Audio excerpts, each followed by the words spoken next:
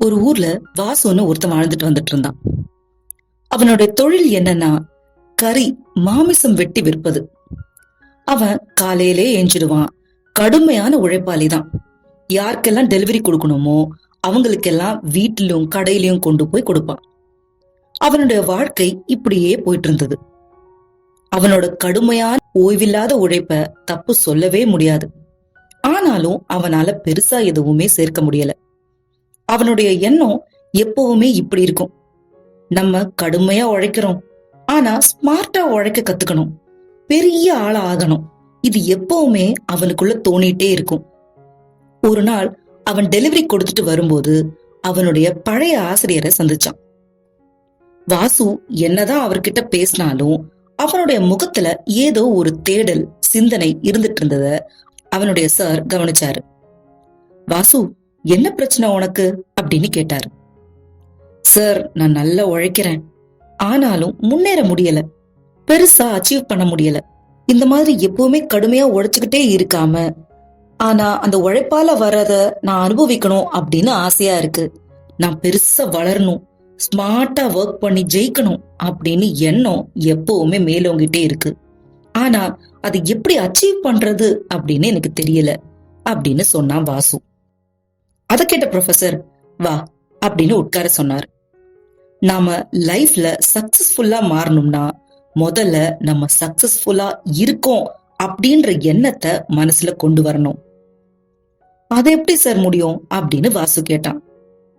இப்போ நீ ஒரு ஒரு ரூபாய்க்கும் உழைச்சுக்கிட்டு இருக்க. இப்ப இருக்க நிலைமைக்கு அது கரெக்ட். ஆனா நீ வளரணும், முன்னேறணும் அப்படின்னு நினைச்சனா ஏதாவது உண்டாக்கணும். அது உனக்கு பணம் சம்பாதிச்சு தரணும். நீயே வேலை செய்யலனாலும் அது சம்பாதிக்கணும், அந்த மாதிரி அப்படின்னு ப்ரொஃபசர் சொன்னாரு. வாசு யோசிச்சுட்டே இருந்தான். உன்னால நீ இல்லாம உன் கடையை நடத்த முடியுமா அப்படின்னு ப்ரொஃபசர் கேட்டாரு. அப்போ வாசு யோசிச்சான். நம்ம ஒரு ஆளை வேலைக்கு போடுவோம், இல்லனா கறிய முன்னாடியே அறுத்து பேக் பண்ணி வச்சிடுவோம். ஆனா அந்த பிளான் ஒர்க் அவுட் ஆகலனா அப்படின்னு யோசிச்சுட்டு சார் கிட்ட சொன்னான். அப்ப ப்ரொஃபசர் சொன்னாரு, தோல்விதான் வாழ்க்கையோட பாடமே. நிறைய புக்ஸ படி, சக்சஸ்ஃபுல்லான மக்கள் எப்படி ஜெயிச்சிருப்பாங்க, அவங்க செஞ்ச மிஸ்டேக்ஸ் இது எல்லாமே என்னன்னு தெரிஞ்சுக்கோ.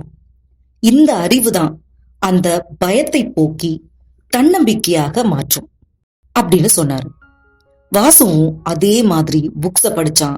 சக்சஸ்ஃபுல் பீப்புளோட வீடியோஸ் நிறைய பார்த்தான். அவங்க மிஸ்டேக்ஸ பார்த்தான், அதுல நிறைய கத்துக்கிட்டான். சக்சஸ் டிப்ஸ் பார்த்தான். அப்போ அவனுக்கு ஒரு ஐடியா தோணுச்சு. நம்ம கிட்ட இருக்கிற மாமிசத்தை வேற மாதிரி பிசினஸா யூஸ் பண்ணா அப்படின்னு யோசிச்சான். குக்கிங் கிட்ஸ் மாதிரி ஒரு பிளான் யோசிச்சான். அந்தந்த ரெசிபிக்கு தேவையான பொருட்களை அந்த மாமிசத்தோட சேர்த்து குக்கிங் கிட்டா உருவாக்கணும். பட்டர் சிக்கன், பிரியாணி அந்த மாதிரி மக்களுக்கு ஃபேவரட்டான உணவு ரெசிபிகளை ப்ரீபேக் பண்ணி குக்கிங் கிட்டா விற்க ஆரம்பிச்சான். இத பல கடைகள்ல கொடுத்து விற்க ஆரம்பிச்சான். பிசினஸும் நல்லா போக ஆரம்பிச்சது. அவனுடைய சார் சொன்னது ஞாபகம் வந்துச்சு. இருக்கிறத மல்டிப்ளை பண்ணணும் அப்படின்னு சொன்னாரு. 2 பேரை திருப்பியும் வேலைக்கு அமைச்சான். அவங்களுக்கு தினசரி உள்ள பேக்கிங் வேலைகளை செய்ய சொன்னான். அவன் இனியும் அந்த இடத்துல இருக்கிற சுற்றி இருக்கிற இனியும் சில கடைகளை ஆர்டர் பிடிக்க கிளம்பினான். பல இடத்துலயும் ஓகே ஆயிடுச்சு. அப்படி 10 கடைகள் கிடைச்சது. இனியும் எக்ஸ்பேண்ட் பண்றதுக்காக பக்கத்து டவுன்லயும் இனி ஒரு கடையை ஆரம்பிச்சான். அங்க வேலையாட்களை வச்சு அதை பார்க்க ஆரம்பிச்சான். அதுல சில சிக்கல்கள் வந்துச்சு. சப்ளையர்ஸ்க்கு சரியான ஸ்டாக் கொடுக்க முடியல, அதுக்கு டிலே ஆச்சு, கஸ்டமர்ஸ் ரிட்டர்ன் அப்படின்னு நிறைய பிரச்சனைகள். ஆனாலும் அது எப்படி சால்வ் பண்ணணும்னு யோசிச்சு அதை ஃபேஸ் பண்ணி சால்வ் பண்ண ஆரம்பிச்சான். நாளடைவுல அது அவனுடைய பிசினஸ நல்ல முன்னேற்றத்துக்கு கொண்டு வந்துச்சு. இப்படியே பல வருடங்கள் கடந்தது.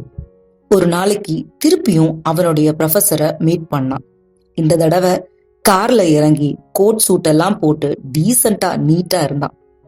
சார், நீங்க கொடுத்த அட்வைஸ்ல தான் நான் இவ்ளோ வளர்ந்திருக்கேன். என்கிட்ட இப்போ 3 கடைகள் இருக்கு, 20 கடைக்கு சப்ளை பண்றேன். ரொம்ப நன்றி சார் அப்படின்னு சொன்னான். அதுக்கு சார் சொன்னாரு, ரொம்ப சந்தோஷம் வாசு, சக்சஸ் எப்பவுமே எங்க ஸ்டார்ட் பண்றோம் அப்படின்றதுல இல்ல, உன்னுடைய எண்ணம் எப்படி இருக்கு, அது எப்படி செயல்படுதுன்னு பொறுத்தே உன்னுடைய வளர்ச்சியும் இருக்கு. ஆமா சார், உங்களுடைய பாடம் என் லைஃபையே மாத்திடுச்சு. இப்போ எல்லாம் அதை கண்டு பயப்படுறதெல்லாம் இல்ல, அத ஆப்பர்ச்சுனிட்டியா தான் சார் பாக்குறேன். நம்மளுடைய மைண்ட் செட்டை மாத்தினா நம்ம லைஃபும் மாறும் அப்படின்றத கத்துக்கிட்டேன் சார் அப்படின்னு சொல்லி அவர்கிட்ட இருந்து விடை பெற்றான். ஃப்ரெண்ட்ஸ், இந்த வீடியோ உங்களுக்கு பிடிச்சிருந்ததுன்னா லைக் பண்ணுங்கள், சப்ஸ்கிரைப் பண்ணுங்கள். யூஸ்ஃபுல்லாக இருந்ததுன்னு தோணுச்சுன்னா உங்கள் ஃப்ரெண்ட்ஸ்க்கு ஷேர் பண்ணுங்கள். பாய் ஃப்ரெண்ட்ஸ், நெக்ஸ்ட் வீடியோவில் கண்டினியூ பண்ணலாம்.